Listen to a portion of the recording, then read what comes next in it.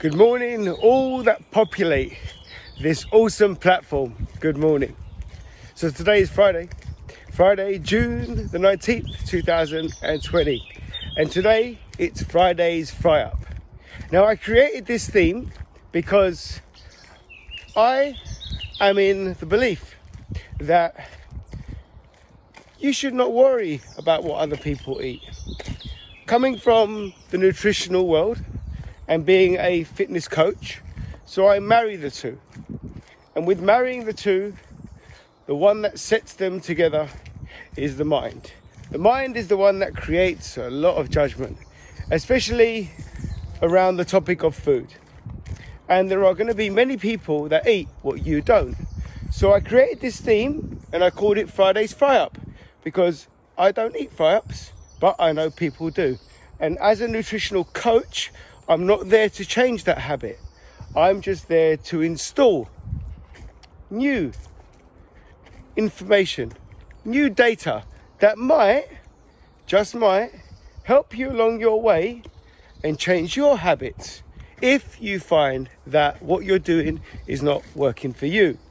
So, Friday's Fry Up today takes a little bit of a twist because it's going to be related on actual scientific studies, and it's running in line with a disease that is affecting the world.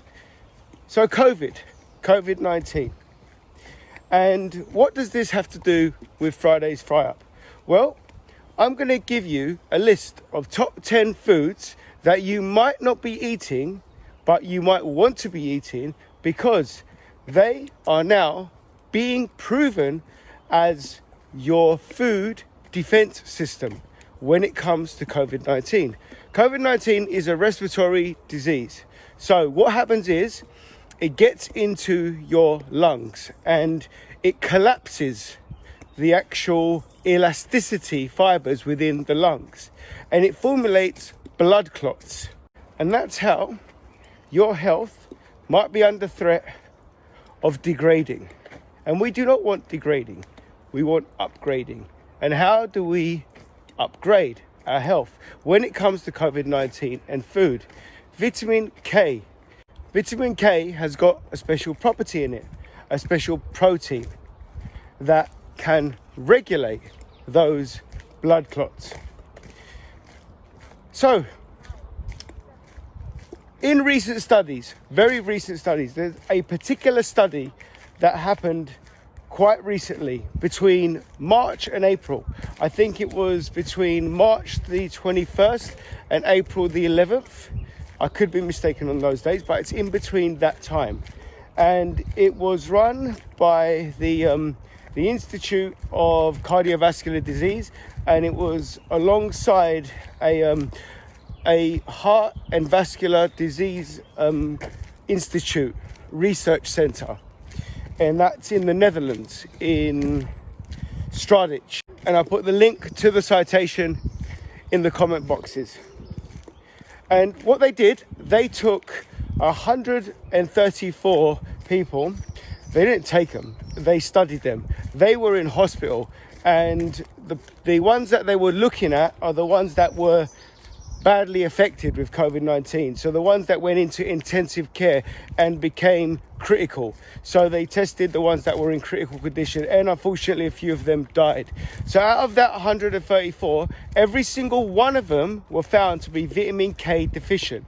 Alongside with that, they got around 186 people asymptomatic, so those that don't have the disease won't be likely catching the disease, and of the same age, and they had vitamin K in their body, like a substantial amount, and they didn't have COVID. Now the correlation here is about the amount of vitamin K as well. So you always have your recommended daily value or recommended daily allowance, or DV, depending where you're getting your knowledge from, your nutritional breakdown. So we're going to go with just daily value, DV, and it's been studied that too much of it, there hasn't been much corresponding evidence that there's a problem with that. However, what you're looking to have is around 1 microgram per kilogram. So if you weigh something like 65, 70 kilograms, then you're looking to have 65 or 75 micrograms of vitamin K. Now, to put it into a comparison, if you look at milligrams, a micrograms is 1,000 times smaller. So you can see it's pretty damn small. So you don't need a lot of it, but more of it is good for you, real good for you. It's been proven that vitamin K can regulate that clotting. Right, so we've got that. Okay, so now we move on to what foods, George? What foods? Before I do that, sorry, I have I just thought about something. If you're already on blood thinning medication like warfarin, then no, this is not for you. So those that do have that problem with already trying to put something in your body to thin your blood out, vitamin K is not for you. Try and go as far away as possible for it. What will be interesting would be whether or not those that were on warfarin have actually had COVID-19. That would be an interesting study to find out.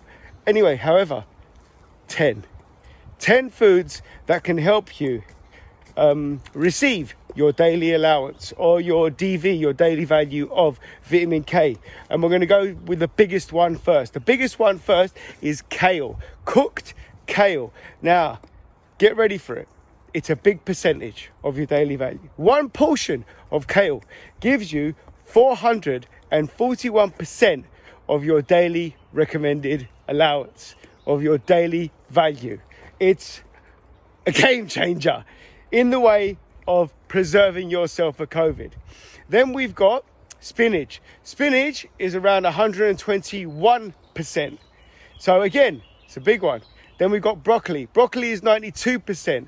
Then we've got Brussels sprouts. That's number 4. Brussels sprouts have got roughly around 91%. So in between those two, there's not really much of a difference. Then we've got number 5. We're going to go for the meats. You've got pork chops. So pork chops has got something like 49%. And then you've got chicken. Chicken as well has got something like 43%. And then you've got hard cheese. Hard cheese, 20%. That's your number 7. Number 8 is your avocados. Love an avocado. Who does? I don't. Don't eat them. Friday's fry up. I don't eat them. Don't like them. Can you believe that? As a nutritional coach, don't like them. Right, 17% of your daily value of vitamin K. Sorry. Now, number 9, cabbage. Back on the vegetables. 68% of your daily value for that. And the last one, dried fruit. Again, what I don't eat, prunes, 24%. And that's your top 10. So as a summary, do I need to go summary? Let's go summary. Kale, 1. Spinach, 2. 3. Broccoli, 4. Brussels sprouts, 5. Pork chops, 6. Chicken, 7. Hard cheese, 8. Avocado, 9. Cabbage, 10. Prunes. Done it. Vitamin K, regulate your blood clotting. When it gets into them lungs and it starts working at those fibers, those elasticated fibers, because that's what COVID-19 was there to do, to collapse those elastic fibers within the lungs and create blood clotting, thus respiratory down, immune system down, defense system down. Have foods with vitamin K in them, defense system up, immune system up, defense up. And I'll leave you with that. Have a wonderful Friday and make sure there's no fry-ups in there.